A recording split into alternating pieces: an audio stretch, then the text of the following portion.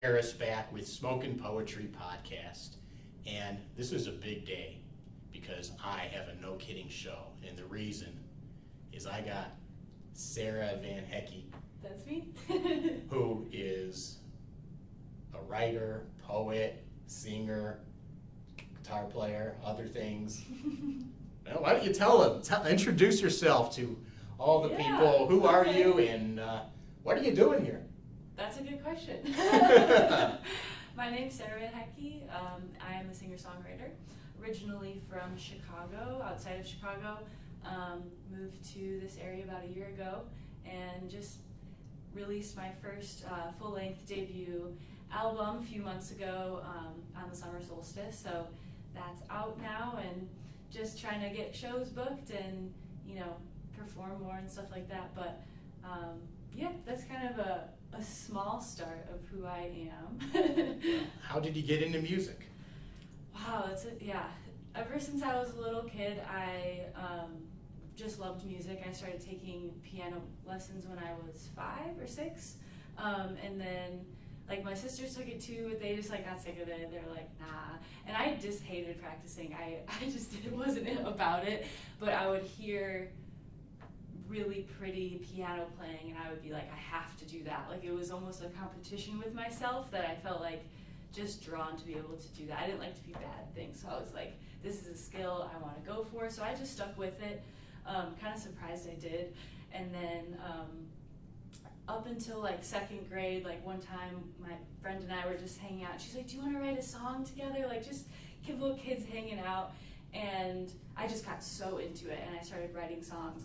I kind of just took over the whole process and we were playing together and I was like, I got my whole song here. And then after that I just would write songs to myself. I never had put it to music yet until high school, I guess. It was my first year, when I was 13, I wrote my first song on piano. And so that's kind of how I got into writing music. And then I just figured a few years after that I should probably learn guitar because I feel like every songwriter needs to, if I'm gonna do this, I gotta learn guitar. It's so portable. It's, I love folk music and singer-songwriter music, so I just figured it was something I had to do, and then it kind of just went from there. And then I started performing around the age of 17, just locally in Chicago and the suburbs and stuff, and then after that went into the city and played some stuff around there, and then that's kind of the journey. I was gonna study music in college, but then decided not to. I actually studied anthropology, which was really interesting. Wow, anthropology. And people look at me with my other job in poetry. Anthropology and music don't often go together. I know. Well, you'd be surprised. I mean, there's musicology and musical anthropologists, which was always really interesting, but I wanted to go to school I kept saying I just want to learn about the world. I want to learn about culture. I love traveling. I love people. And so that was I didn't even know what it was when I went into college. I was undecided. So I took my first class and it was just storytelling the whole time. And I was like, this is so cool. And so when you think about songwriting, it is storytelling in a way. And so I think that has shaped my songwriting as well. And I chose to go in the city of Chicago to school because I felt it would be an outlet for music that could balance out study and then also being able to see shows and perform and stuff like that instead of being in a small town or something just studying music on my own. I just didn't want it to feel competitive. I don't like that feeling of it has to be perfect. It just stresses me out, and I just wanted to kind of flow with it on my own. That's the part that I think I relate to. With your poetry? Absolutely. Yeah. And everything else in my life. Yeah. I think it's the same kind of feelings. Well, we do. Do you have any stories for us, or anything you can sing for us? Oh yeah, I can sing for you. Or what would you like to do? Well, why don't we start with one, maybe, and we'll talk about that. Sure. You got. I've got a few songs that I can sing today. One of them I picked out. Oh, I gotta get my capo. I chose it because I think it's one of my more poetic songs. It's kind of a metaphor, so to speak, the whole thing, you know. And I think when people hear this song, they're like, what the heck is this about? Like, they maybe don't know. But I wrote it, it's called Winter's Lace, and I wrote it about just how much I hated winter in Chicago at first, but just this idea of like the fringes of winter and these little moments that kind of kept you going in the cold, right? So the warmth that would be shared, and kind of this idea of like how delicate lace is.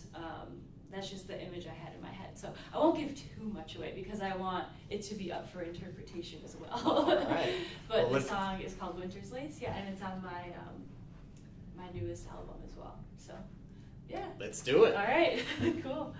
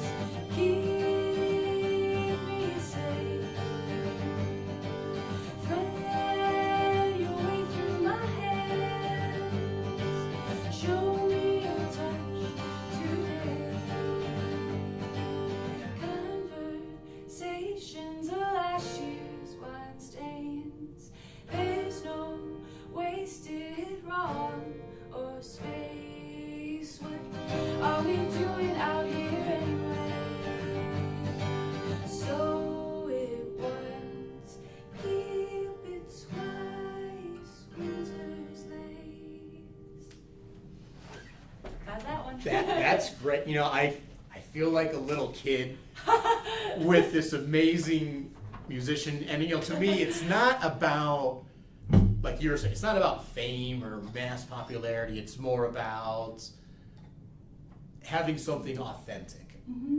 And you are certainly authentic. Thank you.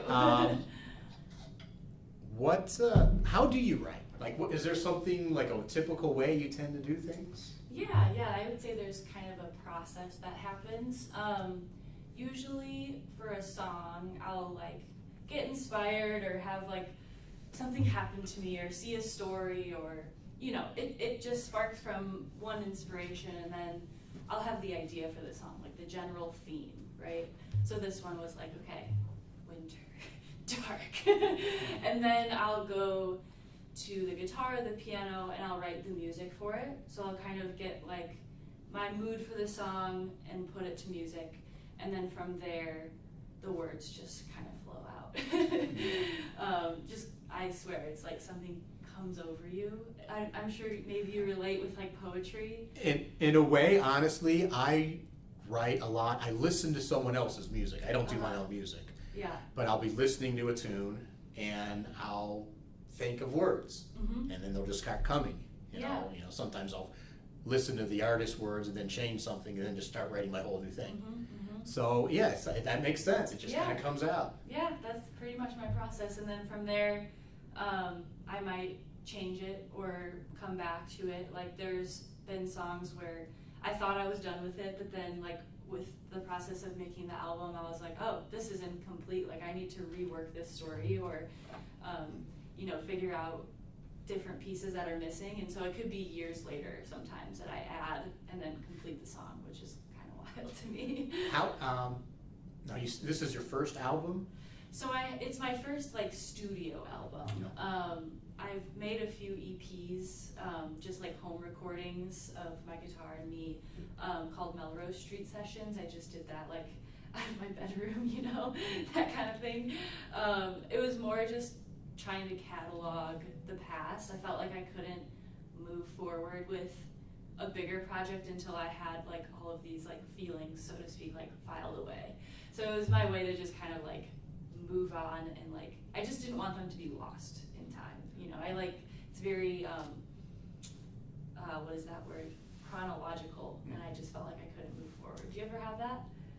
Absolutely. Yeah. Something is in the way. Mhm. You have 10 thoughts, but you have to get one first. Exactly. And to be able to move forward. but that stuff you did in your home, I saw it on YouTube. Yeah. That's that's the best stuff actually. Yeah. I love your album also, Thanks. but you have some very good stuff you did. Thank you. Why don't we tell people how they can find you, by the way? Sure. Yeah. So again, my name's Sara Van Hecke. You can find any of my music on all the platforms. It should be on like all the major ones: Spotify, Apple Music, YouTube, Amazon. All that stuff. Just under my name, Sara, Sara Van Hecke. My newest album's called Sun Soul, which is the song I'm gonna hopefully play in a little bit. But then I usually do a lot of my announcing and just updating on my Instagram. Honestly, it's just the easiest thing for me. So that handles what the hecky, like what the, and then hecky, just with the E at the end. And then I also have a website if you're interested in joining my email list. I have just send out like monthly emails, or I try to at least. Well, we are definitely going to put all the links So in all that there on stuff, all yeah. the stuff that I'm developing. We're going to Great. have the links to all of your stuff. Sounds good. You seem like you wanted to do another song called Sun Soul. You Sure, said. if I'm okay, if that's okay. I guess it's I allowed. guess. You're the guest. You're the guest, so you can do whatever you would like. Okay. Although I may put in a request later. Oh, okay. Because there's one favorite one I have that you did. Okay, cool. Let's do Hopefully Sun Soul. Hopefully I remember it. Ah. But yeah, Sun Soul, this is my title track of my album, so it's very special to me. This is also my most recent song that I've written, so it feels fresh and like exciting. I don't know. So here it is.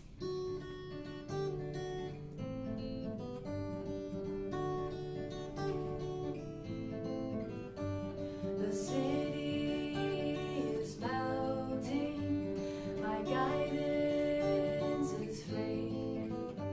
The boxcar is waiting, we better get away.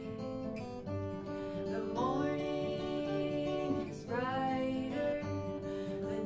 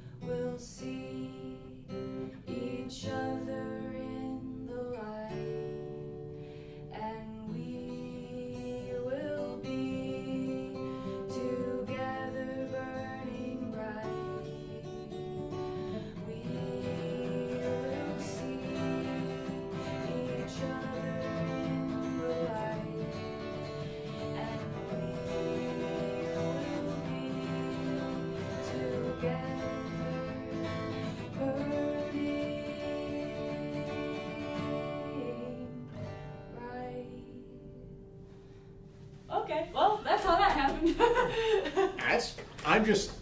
I don't know what the words to put are, but that is beautiful. It is absolutely beautiful. I mixed some things up from the original version, but you know. But both, well, that makes it more fun. Yeah, I was just like, okay, this is happening now. And when I say beautiful, I mean both your voice and the words and how you come up with your own stuff.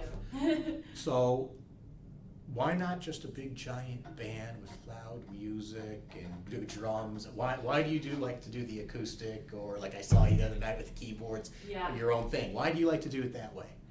Honestly, up until this point, it's just been out of convenience. It's probably not the answer you wanted to hear, but for me, it's the most simple thing.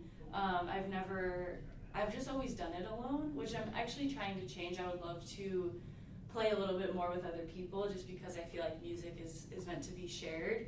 But at my roots and at my core, like this is the song, you know, this just broken down version. That's how it always started. So that is important to me, and I feel like if I can tell a story through a song and have it be meaningful with just how simple this is, then that's like quality, like, you know? That's the best way to be. I just as a amateur fan here, I can tell you what I appreciate is there's like no cover up. Yeah. It's just like you and your thoughts and your feelings and a guitar and the world, where it's not just loud noise and special effects and lasers. Yeah, totally. Which is cool too and has its place. But I totally hear you. Like it is a very special thing. Right. And I think we need a little more of people saying their thoughts and feelings instead of just the bright lights and noise. Yeah. No, I agree completely. So, are you full-time musician, or what else are you doing with your life? Yeah, that's a good question. So before I moved to Colorado, I was actually working in the nonprofit world. I was a teacher in a shelter for unaccompanied minors with a nonprofit, so kids that were coming through the border and being placed with sponsors. It was very intense. Before that, I was working at the same nonprofit doing a year of service, so volunteering like full-time with survivors of international torture, so that was another just like heavy hitter. It was such a good experience, but I talked about this recently too in a conversation, just how that those jobs, I felt like I had to just be the most help, you know, like I was looking for things to feel like I'm really helping people the most, but like music is at my core what keeps me going. And I would come home from those jobs, and although heard the most amazing stories of resilience and hope and whatever, I loved people I worked with, I didn't even have enough energy to like put into music at the end of the day, which is what gave me energy. So it was this like vicious cycle. Anyway, so when I moved to Colorado, I obviously had to quit those jobs, and I did want to just focus on my album. So I'm, pursuing music, and then I randomly, because I had music on my resume, had this woman like reach out to me from the Colorado Springs School of Music, which is like now where I teach. So I had never thought that I would teach music, but that is what I'm doing now part-time, and then the rest of the time just like doing side gigs and stuff and performing and writing and stuff like that. So music most of the day. And I'm much happier for it. So I see. Yeah. What's teaching like? It's great. I love it. I used to teach in more of group settings, which was more of just group management. But now I get to work with people individually, which is really fun. And I get to, see them grow and complete their goals. And it's just a huge, wide range of ages and people. Like I have as young as 3, all the way up to whoever, I'm not going to say 100, but all ages, all backgrounds, just teaching. It's super fun. I really love it. And sounds like you have been dealing with some possibly emotional experiences. I'm sure some of these. How old are these children that you've been working with at the borders and? Under 17, so like wide range. There were some mother and baby situation, and then like young mothers, and then mostly teenagers. But So I'm guessing that some of them may have some stress, anxiety type of issues. oh, for sure. I mean, no one wants to be in that situation. Well, I mean, what's that, like, what are some things that you kind of, I think this would be very important for people to kind of hear about as far as, I mean, these are kids we're talking about. Yeah. What is it like with these kids that you're dealing with? Yeah, so my experience was a little different because it was in the pandemic, so it was like even more rough. So the experience was very unique. It was, like I said, kids who were coming to the border without a parent or guardian, so they would have to be taken to a shelter within, I think it's 72 hours of arriving at the border, so they just were placed like anywhere in the country, no matter of like where they wanted to go, essentially, after treacherous long journeys sometimes, poor treatment, of course, and then the reason, you know, they call it like the triple trauma paradigm. I could like get into it, but what is the triple trauma paradigm? so it's this idea of like 3 traumas: the trauma of leaving your home, the trauma of traveling to a new place, and the trauma of trying to adjust to your new life in the States or wherever you're going. So it's just like boom, boom, boom, and you have to think, you know, they're kids, so there's a lot going on. But it was an interesting place, like I said, and a lot of the kids were super resilient, super fun, awesome to work with. But a lot of them were struggling. I mean, they're away from their family, they're away from everything they know, they don't speak the language. And sometimes, depending on the case, like it takes a long time to get them out of there. So it's just a lot of red tape, a lot of just different things where it's just not an easy process. But you wonder, how could this be different? Because they're kids, and so in the state they view the situation as, you know, they're minors, so they can't be on their own, you know, so we have to like take it into our own hands, and there's a lot of stuff that goes with that, you know. So when you go home at the end of the day, though, you just completely shut it off, don't think about any of that. Oh, and no. It's, right? Nope. No. Oh my gosh, those kids would just be on my mind like all day. Like I'd be thinking like, oh, what are they doing right now? Like, and I still think about them, you know. I had strong connections with a really good handful of them, and you know, they're off now living their lives hopefully and doing well, but I wish them well. But their stories and their spirits never leave me, you know. Like I think about them often. How much does that go into any of your writing? Great question. I actually have one song called Por la Vida, which is called For Life, and it's about me working with these kids and with the survivors, so the adult population. And I started writing it that year when I was a case manager, and then continued it. I actually finished writing it the week that I was recording it, because that was a song where I was like, none of this is making sense. I have so many thoughts and feelings about this process, and I was able to kind of rework it to make it make a little bit more sense. I added the bridge, I changed around a lot of words. So that song kind of shares the story of, you know, hopefully sharing human dignity, different perspectives of just shedding light on the immigration system and how inhumane I visited the border a few years ago, and that also spurred a lot of the songwriting, is just seeing everyone waiting in the streets and trying to get in. It's a rough process, and I was just trying to shed light on the human story, because you see all the media and, you know, portraying people in a certain light, in a very negative one, and they're really just people, kids, families. Do you find your writing to be therapeutic? Absolutely, yes. I feel like my writing has just gotten me through so much.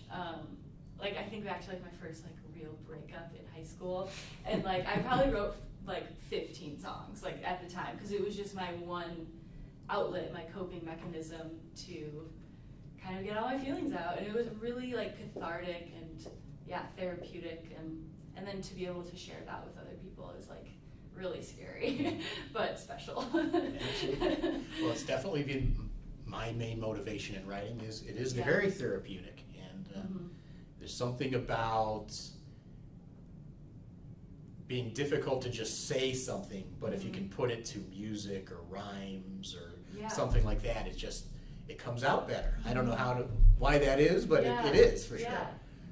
I'm kind of curious about what was the name? Por la Vida. Por la Vida? Mm-hmm. Yeah. You have that one memorized? Or I maybe think so, yeah. you don't do the whole thing, maybe. I could try. you do part of it, yeah. Yeah, Well, yeah. how about that? All That would be right. wonderful. All right. Get some water. Were you guys there for this one, maybe? I can't remember. We were there for most of it, but I'm not sure I remember this one. Mm-hmm. I don't know. We'll see Well, if you remember. I think the people want to hear it. Okay. All right. Let's see.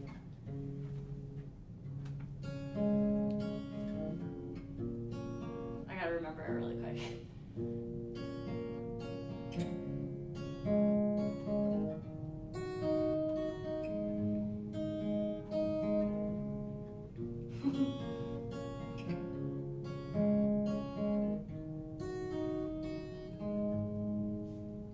I know it has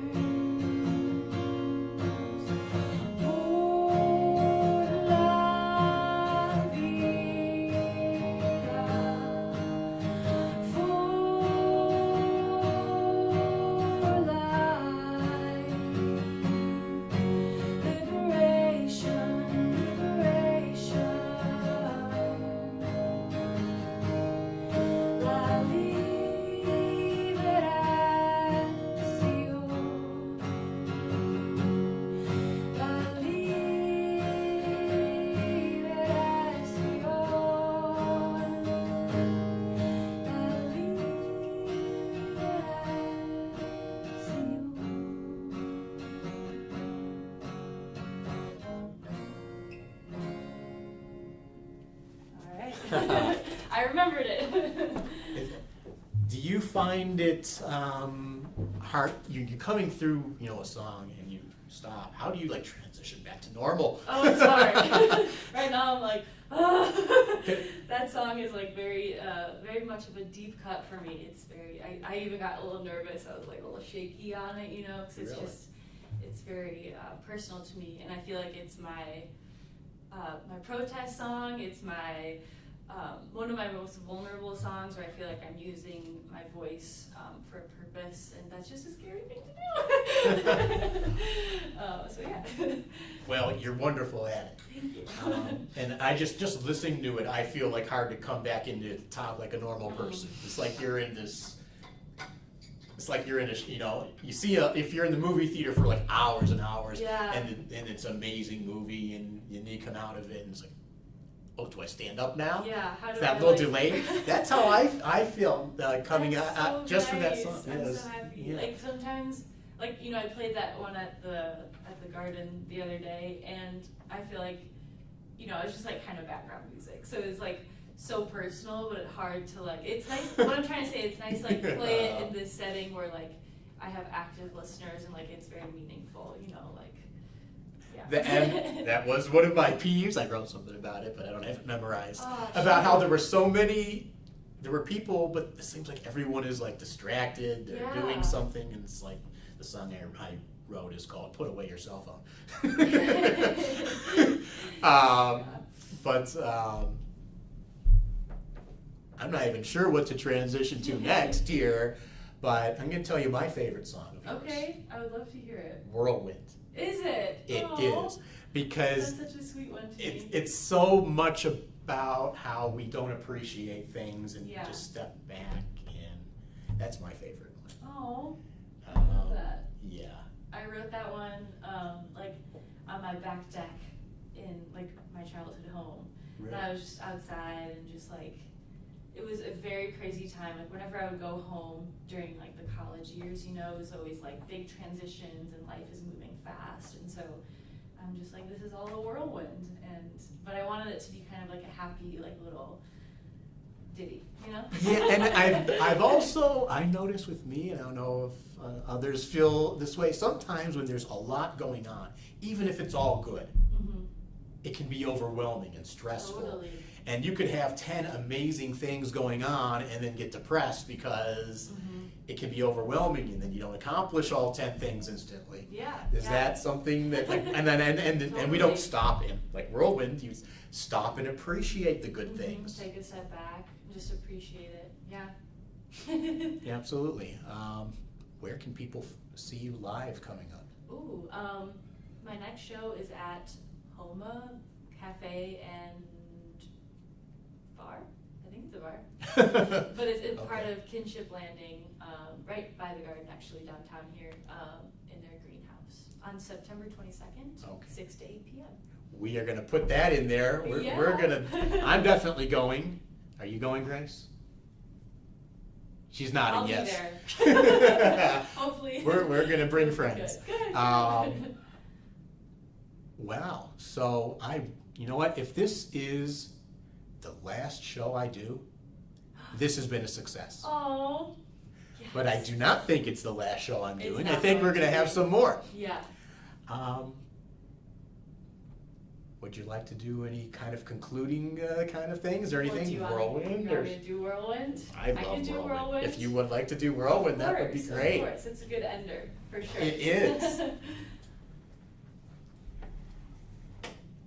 Gotta stay hydrated. I always get so thirsty.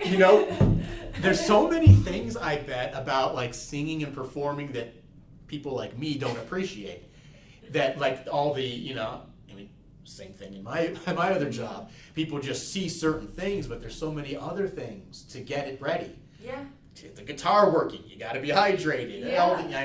You probably could do Whenever I see it. people perform, like at shows or concerts I really love, like I'm like, how are you not drinking water? Like they take like a break after 10 songs or something, and I'm like, I need more in between every one. So I don't know. It's just a weird thing.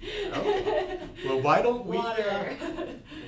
When you are ready, we'll All do right. a little bit of whirlwind and This is take a like, step back and enjoy. Take a step back, yes. My partner always tells me stop talking because my banter is like the worst between songs and everything. I say the weirdest things like water, so I'm gonna stop now and I'm just gonna play the song. All right, Whirlwind. Yeah, this is an older one, but I like it. Glad you recommended it. Let's see, should I remember it?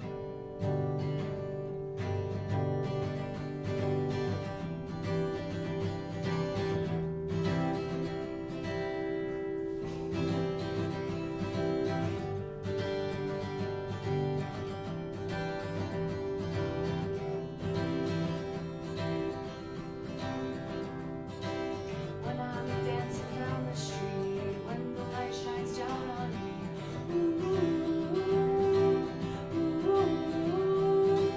when I'm traveling, I see everybody staring at me.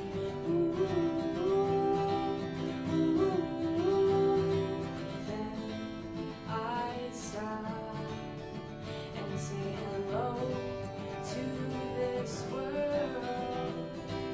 Take a step back and appreciate this world.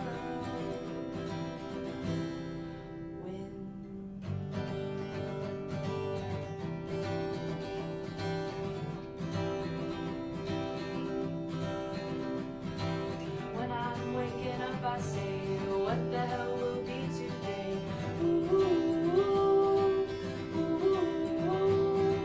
When I go to sleep, I see what the day really turned out to be.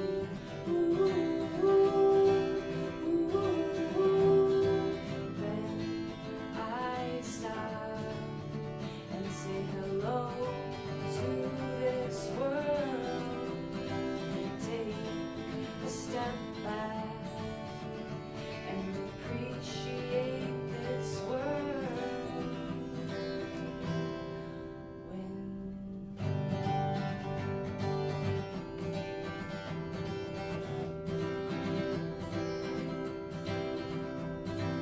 When I hear the people sing, when I hear the beauty ring,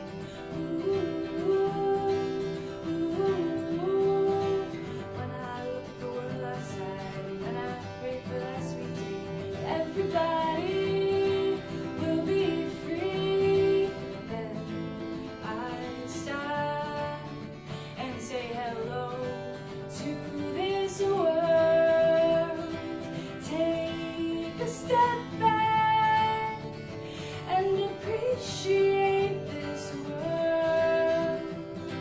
Then I stop and say hello to this world. Take a step back and appreciate this world.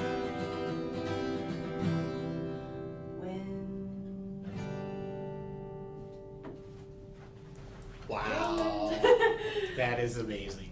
Thank you guys for having me. Well, thank you for coming, and check out all the links and everything we're gonna put, and any other shows scheduled after September 22nd yet? Not right now. Still working on it. Yeah. Well, maybe after this, people will want you. Yeah, that's right. Sign me up. I'll play at your place. You know what? We're gonna work on that. Yeah, 'cause right. I think people need to hear you. 'Cause Thank you. It is very important to hear more meaningful stuff. At least to me it is, and I think to Thank some you. others there are. Thank you so At least a couple people may agree. I think so. So see you next time. It's Mike Harris and Sara Van Hecke, and check out all our stuff. And see you next time on Smokin' Poetry Podcast. Bye.